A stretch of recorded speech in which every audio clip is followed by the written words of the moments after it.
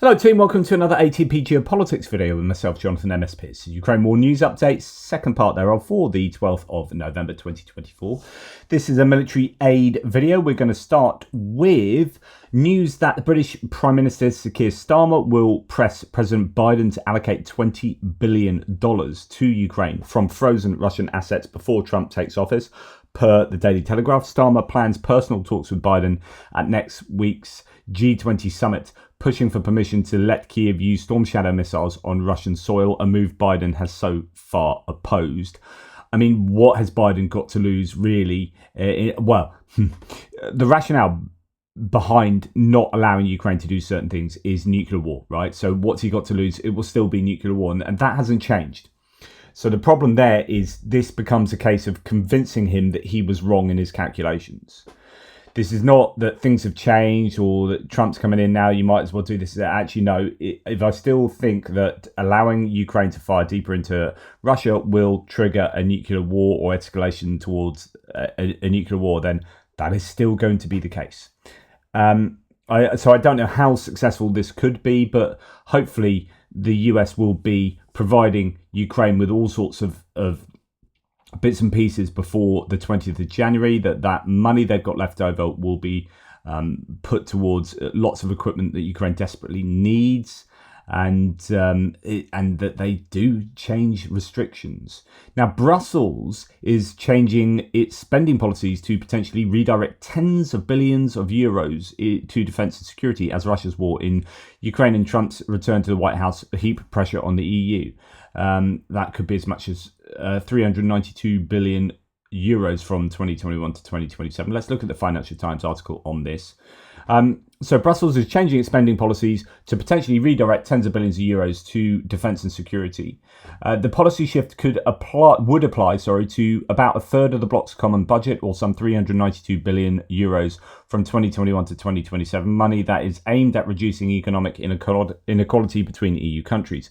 Only about 5% of these so-called cohesion funds has been spent to date, with the biggest beneficiaries, including Poland, Italy and Spain, spending even less. Under existing rules, these funds cannot be used to purchase defence equipment or directly fund the military, but investment in so-called dual-use products such as drones is allowed.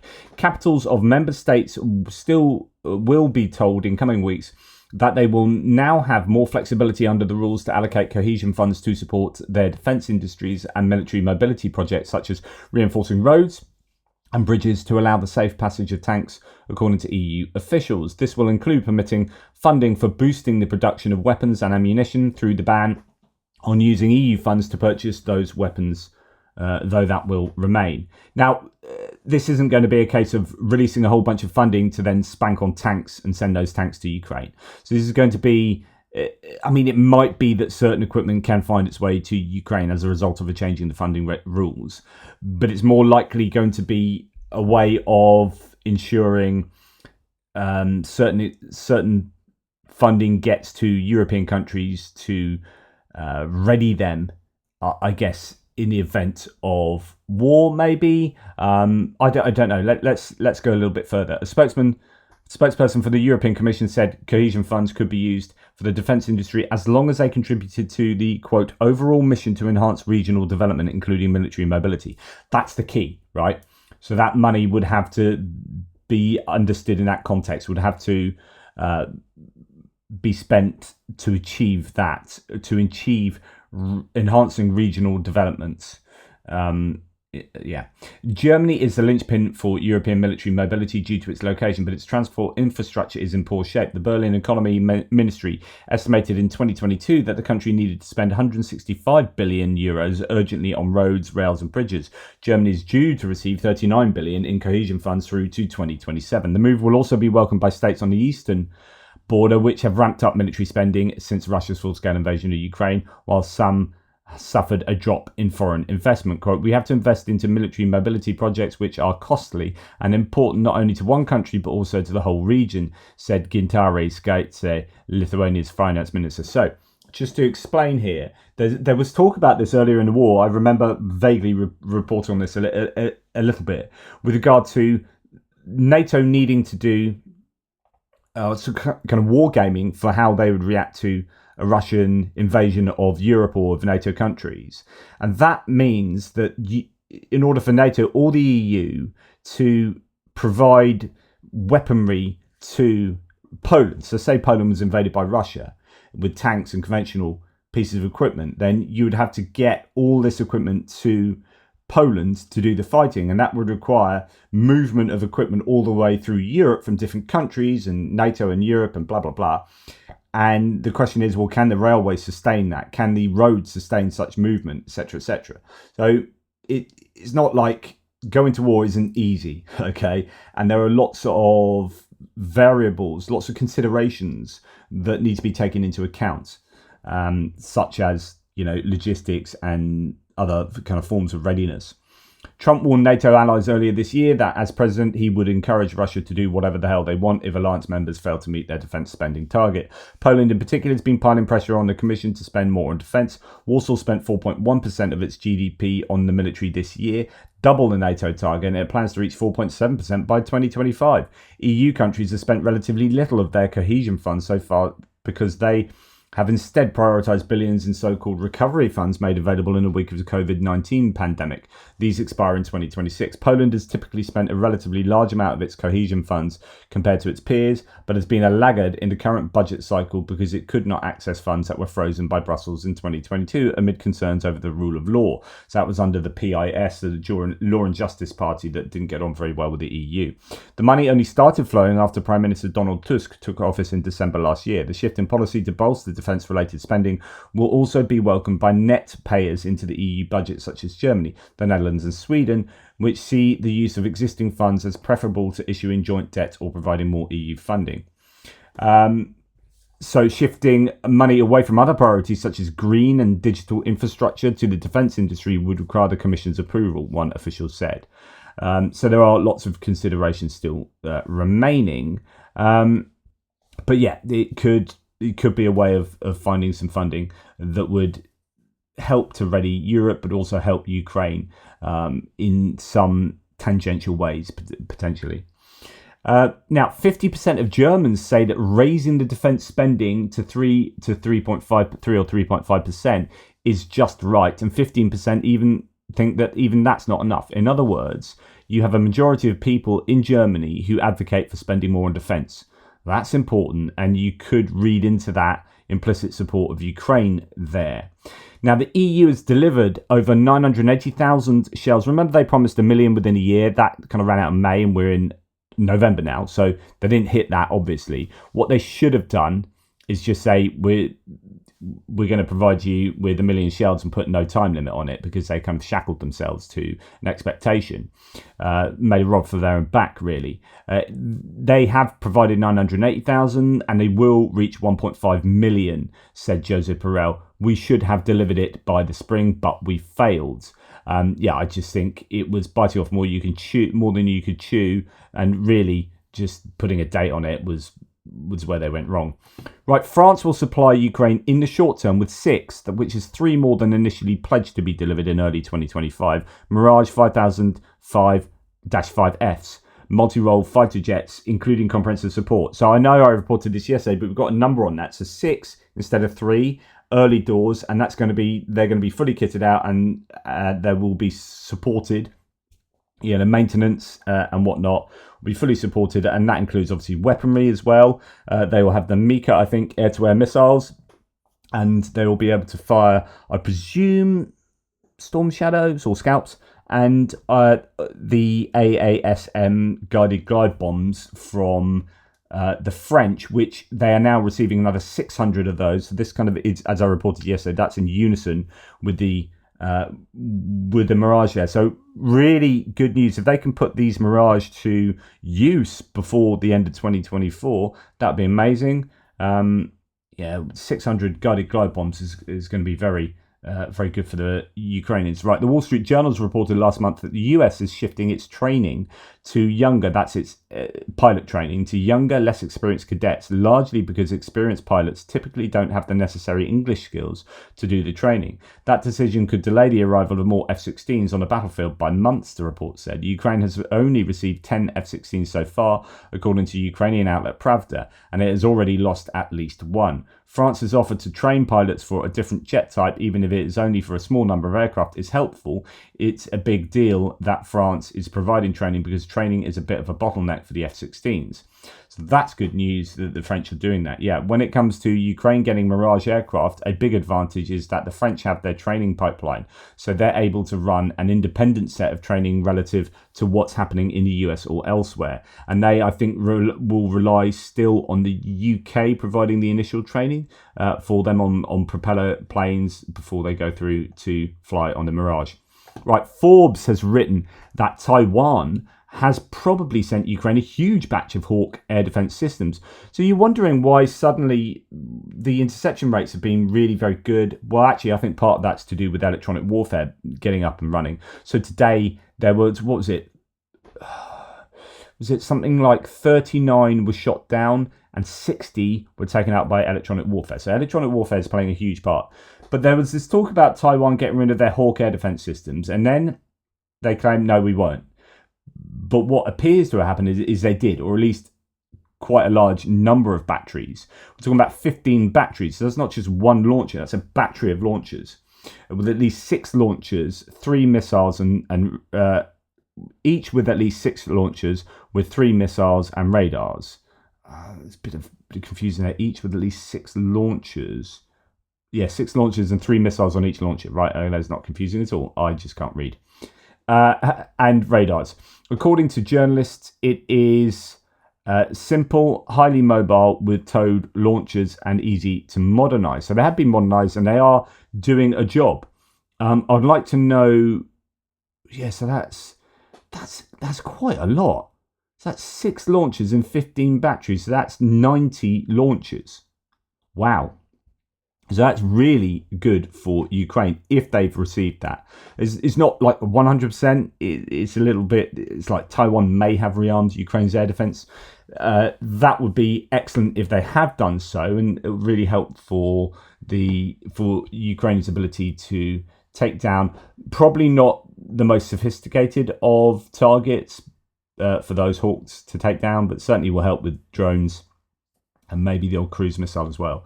Okay, Rheinmetall and ICI team up to supply Ukraine with satellite imagery funded by the German Ministry of Defense.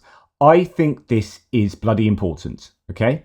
So I have been worrying about the US's provision of satellite imagery and intelligence and wondering whether the US pulling out would leave a massive intelligence black hole for the Ukrainians. You can't look at targets. You can't acquire targets. You can't blow things up. You can't blow things up. You can't win the war. So this is incredibly important. Since October, Ukraine has been receiving high-resolution SAR, synthetic aperture radar data from ICI's satellite fleet to enhance battlefield intelligence. The partnership, solidified in September 2024, so that's relatively new, supports Ukraine's operational planning and decision-making with access to one of the world's largest SAR satellite constellations.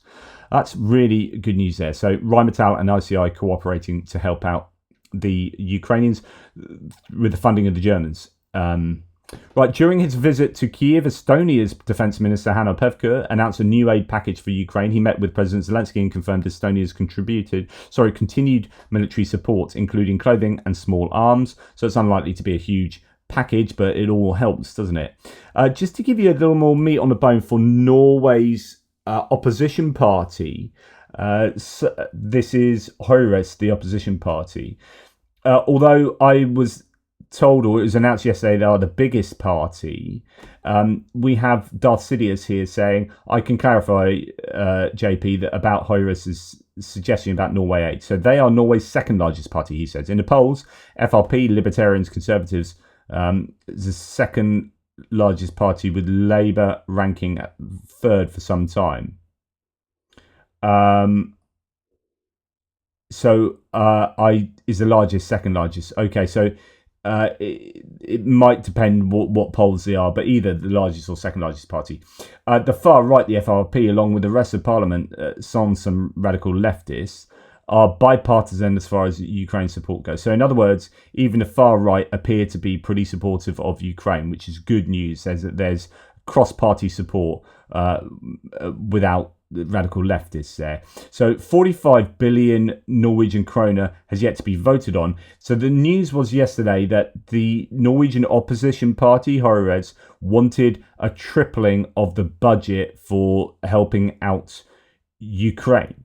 Now, he said, so Darth Sidious says, there is growing criticism against the Labour and centre-left government for not giving enough because Norway has earned shed loads from selling oil and gas. So during the energy crisis, of course, energy producers did really well. Thank you very much. In the UK, we had a situation where energy consumers, as in people in their houses, couldn't afford to heat their homes. So we created, or Ofgem, the regulator here, created a charity to help people survive and get, pay for their energy. Yet at the same time, both the energy producers and distributors were making record profits. I just didn't understand this. It's like, why is there a charity being set up so that people can afford this? Why not a windfall tax on the people who are making an absolute killing, almost literally, off the energy production and distribution to these? So we had the distributors like sort of British Gas and whatnot making an absolute ton of money.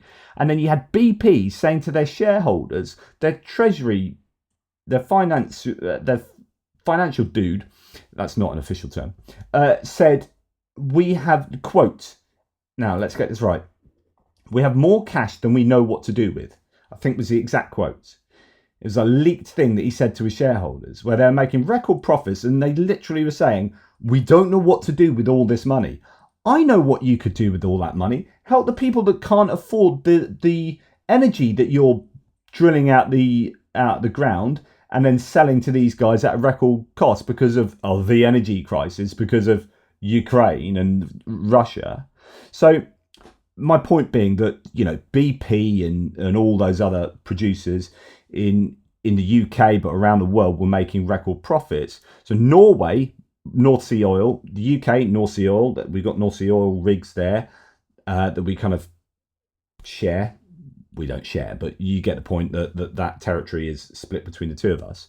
Norway, as a relatively small country in terms of population, has these huge natural resources that they put into sovereign wealth funds and what have you. Whereas the UK government back in whenever the oil rigs was being built, I don't know, 50s, 60s, whenever, we said, free market economics, you guys go for it, you go and drill that and we'll just occasionally tax you a little bit. Whereas the Norwegians are far more sensible and said, well, that's our sovereign territory, so all of that oil that comes out there is Norwegian. You can drill there, but we're going to have a large proportion of the money you're going to make off of that. Thank you very much. And that will go into the sovereign wealth fund that will fund our pensions. And so that's very clever, in my opinion, because instead of BP and Shell making all that money, and you could argue, well, actually, pension pots are paid off, dividends and blah, blah, blah, or whatever. But in reality, Norway's just got a ton of money that they can use at their discretion. Now, due to the energy crisis, Norway did very well. The UK didn't. BP did, Shell did, but the UK didn't. Whereas Norway, being intrinsically connected to the natural resource output of the North Sea, did very well. So people recognise this. So he's saying here, there's growing criticism that they're not giving enough because Norway has earned shed loads from selling oil and gas. The Swedes slam us for this, and they are right. So the Swedes are like, hang on, we're helping out Ukraine and we don't have the natural resources you guys do.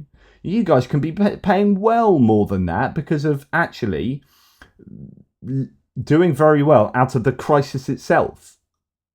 I guess is how, I don't know enough about this, but I guess that's how the conversation goes. So we have Norwegians like, for example, Stephen Bendal, who I've interviewed. I was going to interview when he was in Kiev, but it kind of fell through. But he says that, yeah, Norway should be paying more. I'm a Norwegian. I like it, the support we're giving them, but actually it's not enough. We could give more. Anyway, Ukraine's 2025 state budget allocates over $1.5 billion for weapons and military equipment production, including $13.5 million for low-interest loans to defence enterprises. This is an increase from 2024 funding aimed at enhancing production capacities and developing new technologies, according to Minister of Strategic Industries, Herman Smetanin. Now, Ukraine's obviously... It has its own income it's getting from tax revenue, but that's not going to be enough. It can't sustain itself. So it has this support from IMF, World Bank, EU, US, all that kind of stuff. So we all help Ukraine, and then it has this money that it needs to dole out. And this year it's doling out more money to its defense industry. And that's very sensible because it clearly recognizes it needs to stand on its own 2 feet or welcome investment from outside by giving these low interest loans for defense enterprises. So, you can get money, so you can loan that money out to generate money. I mean, you'll get that money back and a little bit of interest, but low interest loans out to defense concerns to try and get a blooming defense industry in Ukraine and attract inward investment from outside. Now, Zelensky, speaking of which, has said that there are promising technologies against Russian guided bombs. He said, we also discussed the state of Ukrainian missile program and the development of guided bombs. That's their own. Decisions were made to strengthen defense in difficult directions. In Kursk region, our fighters hold back 50,000 of the enemy. So this is to say that there might be some options to tackle guided glide bombs. That's going to be, it's always been one of the big, well, I say always, since they started using it around October last year, Avdiivka, we started seeing the use of these guided glide bombs flatten a place and then take it over. Well, if there's something they can do technologically against them, that would be fantastic. Ukrainian manufacturers have developed drones with characteristics similar to the Mavic type drones, according to Mistraghet-Prom. 6 teams have already completed flight missions. In total, 8 analogues have been produced, 2 of which are already past codification.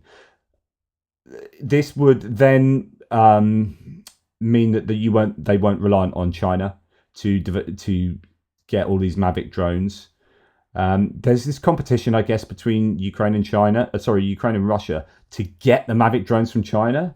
The only problem I can foresee here is that if you start being able to produce these yourselves, then China can just give all of their Mavic drones to Russia or sell them all to Russia. I guess you'd want to both draw from China and make your own and just flood the market, flood the battlefield, actually, not really the market. But yeah, so you can see demonstrations of those flights in the videos there. Right. Then we have a spokesperson from the German MOD saying that Germany will contribute 10 million euros to the fund of the Latvian and UK-led capability coalition, the drone capability coalition. From the joint fund, the UK has placed a tender for FPV drones and for interceptor drones. So that's good news that the Germans are helping out there. And the first volunteers joining the Ukrainian Legion in Poland have signed contracts with the armed forces. The number of applications for admission has exceeded 600. So that's good news to be able to get some units created outside of Ukraine, trained in Poland. I don't know whether they'll be tooled up with equipment as well. And that gives them a sense that they're not having a training rushed. They'll have a better morale. They'll feel they're being more attended to, etc., etc. Anyway, that's enough from me. Hopefully that's of use. Please like, subscribe, or share. Really appreciate your support. Thank you for it, and I'll speak to you soon.